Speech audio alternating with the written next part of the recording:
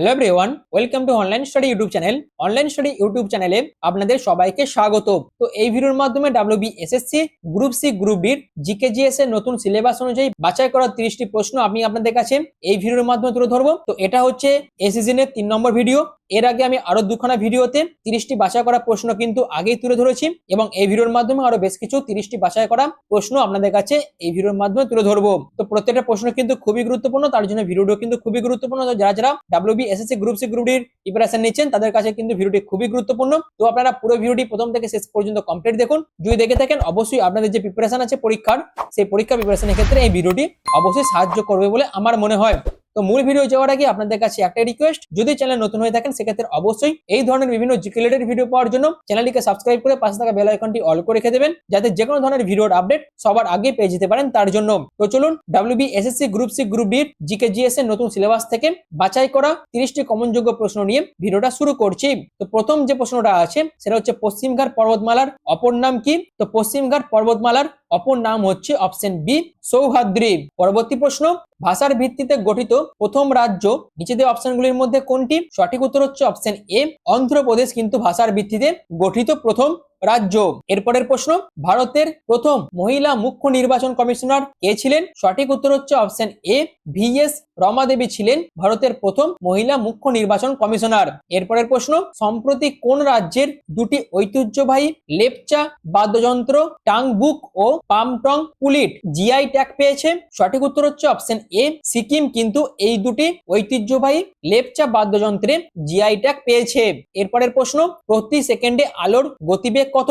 যদি উত্তরটি জেনে থাকেন অবশ্যই কমেন্ট সেকশনে মেনশন করতে পারেন। তো প্রতি সেকেন্ডে আলোর গতিবেগ হচ্ছে অপশন সি 1,86,000 মাইল। নেক্সট হচ্ছে নিম্নলিখিত কোন হাইকোর্টের এখতিয়ার দেশের মধ্যে বৃহত্তম? সঠিক উত্তর হচ্ছে অপশন এ গুয়াহাটি হাইকোর্টের এখতিয়ার দেশের বৃহত্তম, কারণ এটি অসম সহ নাগাল্যান্ড, মিজোরাম এবং অরুণাচল প্রদেশ এই চারটি উত্তর পূর্ব রাজ্যকে অন্তর্ভুক্ত করেছে, যা অন্যান্য হাইকোর্টের তুলনায় অনেক বড় ভৌগোলিক এলাকা জুড়ে বিস্তৃত। তার জন্যই এই গুয়াহাটি হাইকোর্টের এখতিয়ার দেশের মধ্যে বৃহত্তম। এবং গুয়াহাটি হাইকোর্টের পর বোম্বে হাইকোর্ট, মহারাষ্ট্র ও গোয়া, এই দুটি গোয়া রাজ্য এবং দুটি কেন্দ্রশাসিত অঞ্চল জুড়ে বিস্তৃত। এছাড়াও কলকাতা হাইকোর্টের এখতিয়ার পশ্চিমবঙ্গ রাজ্য ও আন্দামান নিকোবর দ্বীপপুঞ্জ জুড়ে বিস্তৃত। এছাড়াও এলাহাবাদ হাইকোর্ট হচ্ছে বিচারকের সংখ্যা অনুযায়ী বৃহত্তম, কিন্তু ভৌগোলিক এখতিয়ার দিক থেকে গুয়াহাটি হাইকোর্টের পরেই কিন্তু এর স্থান রয়েছে। এরপরের প্রশ্ন, নাদির শাহ কোন মুঘল সম্রাটকে পরাজিত করেছিলেন? সঠিক উত্তর হচ্ছে অপশন সি মোহাম্মদ শাহকে নাদির শাহ কিন্তু পরাজিত করেছিলেন।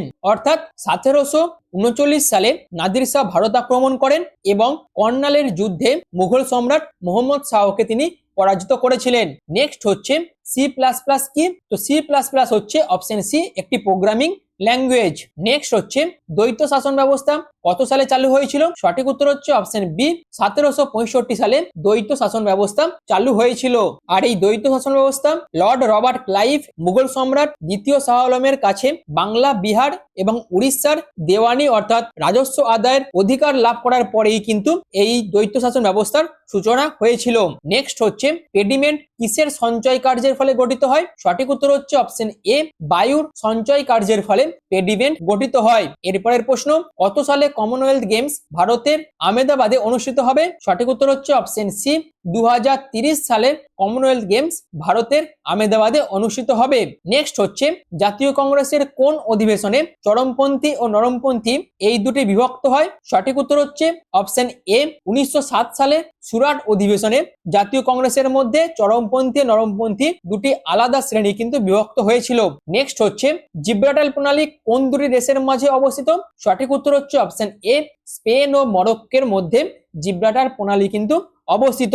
তো নেক্সট হচ্ছে নিম্নের কোনটি শীতল স্রোতের উদাহরণ? সঠিক উত্তর হচ্ছে অপশন ডি ল্যাব্রাডর স্রোত হচ্ছে একটি শীতল স্রোতের উদাহরণ, যেখানে উপসাগরীয় স্রোত হচ্ছে একটি উষ্ণ স্রোত, এটি নিরক্ষীয় অঞ্চল থেকে উত্তর দিকে প্রবাহিত হয়। এছাড়াও আটলান্টিক প্রবাহ কিন্তু উপসাগরীয় স্রোতের একটি সম্প্রসারিত অংশ। এছাড়াও কুশেরীয় স্রোত হচ্ছে একটি উষ্ণ স্রোত, এটি হচ্ছে প্রশান্ত মহাসাগরের জাপানের উপকূল বরাবর প্রবাহিত হয়। তো সঠিক উত্তর হচ্ছে অপশন ডি ল্যাব্রাডর স্রোত। এবং এই ল্যাব্রাডর স্রোত আটলান্টিক মহাসাগরের উত্তর অংশের আর্কটিক সাগর থেকে উৎপন্ন হয়ে দক্ষিণ দিকে প্রবাহিত হয়। এছাড়াও এই স্রোত মেরু অঞ্চল থেকে আসার কারণে এই স্রোতের জল আশেপাশের জলের চেয়ে শীতল হয়, তাই এই ল্যাব্রাডর স্রোত হচ্ছে একটি শীতল স্রোতের উদাহরণ। নেক্সট হচ্ছে বিকেন্দ্রীকরণ ব্যবস্থা সম্পর্কে সুপারিশ করেন কে? সঠিক উত্তর হচ্ছে অপশন ডি, বলবন্ত রায় মেহতা। এরপরের প্রশ্ন, ভারতীয় সংবিধানের বর্তমানে মৌলিক কর্তব্য কয়টি রয়েছে? সঠিক উত্তর হচ্ছে অপশন ডি, 11টি মৌলিক কর্তব্য কিন্তু ভারতীয় সংবিধানে রয়েছে। এরপরের প্রশ্ন, সংবিধানের কোন ধারায় রাজ্যপালের শপথের কথা উল্লেখ রয়েছে? সঠিক উত্তর হচ্ছে অপশন ডি, 159 নম্বর ধারাতে রাজ্যপালের শপথের কথা কিন্তু উল্লেখ রয়েছে। এরপরের প্রশ্ন, ভারতের প্রথম অকংগ্রেসী রাষ্ট্রপতি কে ছিলেন? সঠিক উত্তর হচ্ছে অপশন এ, নীলম সঞ্জীব রেড্ডি কিন্তু ভারতের প্রথম অকংগ্রেসী রাষ্ট্রপতি ছিলেন। নেক্সট হচ্ছে ভারতের প্রথম পুরুষ এয়ার চিফ কে ছিলেন? সঠিক উত্তর হচ্ছে অপশন এ, সুব্রত মুখার্জি ছিলেন ভারতের প্রথম পুরুষ এয়ার চিফ। এরপরের প্রশ্ন, প্রথম মরণোত্তর ভারতরত্ন পুরস্কার কে পেয়েছিলেন? সঠিক উত্তর হচ্ছে অপশন এ, লাল বাহাদুর শাস্ত্রী প্রথম মরণোত্তর ভারতরত্ন পুরস্কার পেয়েছিলেন। নেক্সট হচ্ছে কীটপতঙ্গ সংক্রান্ত বিদ্যাকে কি বলা হয়? সঠিক উত্তর হচ্ছে অপশন সি, এন্টোমোলজি বলা হয় কীটপতঙ্গ সংক্রান্ত বিদ্যাকে। এছাড়াও পাখি পালন বা প্রজনন সম্পর্কিত বিদ্যাকে বলা হয় এভিকালচার, এবং মাছের বৈজ্ঞানিক অধ্যয়ন বা মৎস্য বিজ্ঞান সম্পর্কিত বিদ্যাকে বলা হয় ইকথিওলজি।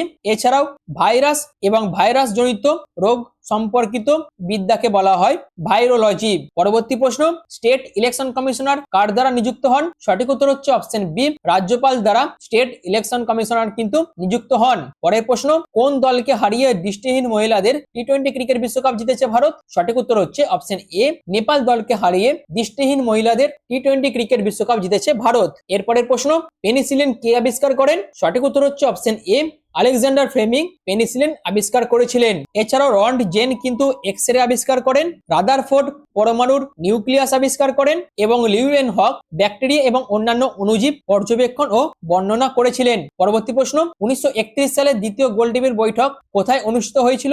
সঠিক উত্তর হচ্ছে অপশন এ, 1931 সালে দ্বিতীয় গোলটেবিল বৈঠক লন্ডনে অনুষ্ঠিত হয়েছিল।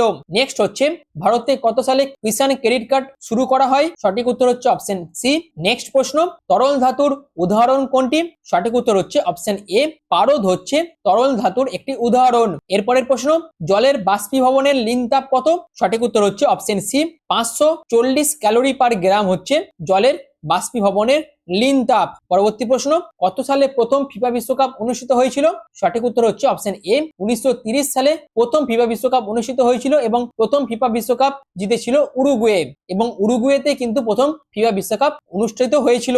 পরবর্তী প্রশ্ন, কোন পঞ্চবার্ষিকী পরিকল্পনায় ভারী শিল্প শুরু হয়েছিল? সঠিক উত্তর হচ্ছে অপশন বি, দ্বিতীয় পঞ্চবার্ষিকী পরিকল্পনায় ভারী শিল্প শুরু হয়েছিল। তো এই ছিল WBSSC গ্রুপ সি গ্রুপ ডির জিকেজিএস ক্লাসের পার্ট 3 বাছাই করা 30টি গুরুত্বপূর্ণ প্রশ্ন, যেগুলো আমি আপনাদের কাছে এই ভিডিওর মাধ্যমে তুলে ধরলাম। তো আশা রাখবো এই ভিডিওগুলো যদি আপনাদের ভালো লেগে থাকে সেক্ষেত্রে অবশ্যই আপনারা চ্যানেলটিকে সাবস্ক্রাইব করেন, পাশে থাকা বেল আইকনটি অল করে রাখবেন, এবং ভিডিওগুলোকে বেশি বেশি করে আপনাদের বন্ধুদের কাছে শেয়ার করে দেবেন। এছাড়াও বিভিন্ন ধরনের স্টাডি মেটেরিয়াল ডাউনলোড করার জন্য অনলাইন স্টাডি যে টেলিগ্রাম চ্যানেল আছে সেখানে আপনারা জয়েন হতে পারেন, যার লিঙ্ক কিন্তু চ্যানেল ডেসক্রিপশনে দিয়ে দেওয়া আছে। এছাড়াও পিন কমেন্টে আমি কিন্তু এই লিঙ্কটি দিয়ে দেবো, যদি চান তো আপনারা জয়েন হতে পারেন। আর ভিডিওটি এখনের মতন এটুকুই।